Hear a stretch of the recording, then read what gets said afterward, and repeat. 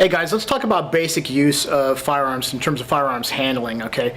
I've got a little plastic red gun for training purposes here just to illustrate it. It doesn't matter whether you're dealing with a pistol or a shotgun or an assault weapon or whatever. If it's a firearm that shoots a projectile, you want to pretty much follow these rules. They're hard and fast. Don't deviate from them. There's no exceptions. Follow them 100% of the time, regardless of what you think you know about the weapon. Always treat the weapon exactly the same and follow these rules. And the first rule is very simple. Never treat a firearm as if it's empty. In other words, always treat it as if it's loaded. And the reason for that is because you simply don't want to risk hurting somebody or yourself because you were being sloppy and careless and didn't follow a simple rule.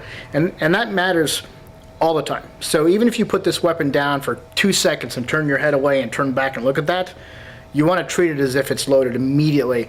The only time you're going to treat a weapon as if it's not loaded is if you've pulled it back, you've sighted the chamber, you've maybe put a finger in to make sure there's no brass or anything in there, there's a magazine out of the well, and you know for a fact, 100% unequivocally, that that weapon does not have a firearm in it.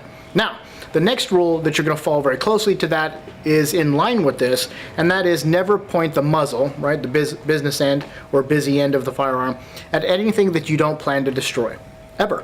Not even by accident. You always point it down or point it up, or make sure that you're pointing in a direction that is safe 100% of the time. And you do that because what if you forget rule number 1 and you've got a round in there and you didn't realize it? Now the next one after that second rule is you always keep your finger off the trigger. So notice how I'm holding this. I'm just relaxing, I'm just talking. I'm in what's called sort of a modified ready stance. And I've got my finger on the right hand side, not on the trigger. Never ever keep your finger on the trigger. Never walk around with a firearm with your finger on the trigger. Never get ready with your finger on the trigger. Just don't do it. In fact, you should never put your finger on the trigger until you're ready to actually pull the trigger and let that hammer fall. And you don't do that until you've actually got proper sight alignment, meaning that you've got this sight properly lined up at the target you plan to destroy. You're confident it's the proper target, and you then, and only then, put your finger on the trigger and then pull the trigger to allow the hammer to fall, and then, of course, to discharge the weapon. You don't ever want to risk it and have a negligent discharge. Now, that's something that I want to point out here, too.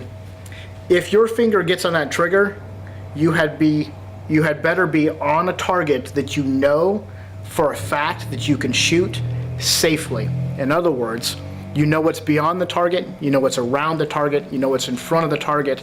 You know that if you fire that weapon and that round discharges, that it's going to hit the target and not penetrate through and kill a little girl across the street walking down the street behind that target.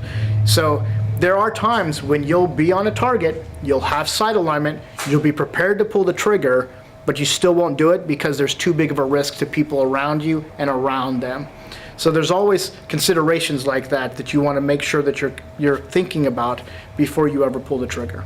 Okay? So those are the basic rules that we have for a firearm, with the final one being whenever you're not using it, it is either on safety or it is unloaded. It's that simple. So if you follow those, again, basic ones, there are much more advanced rules. There's a lot of other considerations when you're dealing with a firearm. You can watch those videos and learn some more about that. But these are the basic ones. Follow them, and everyone around you and yourself will be safe.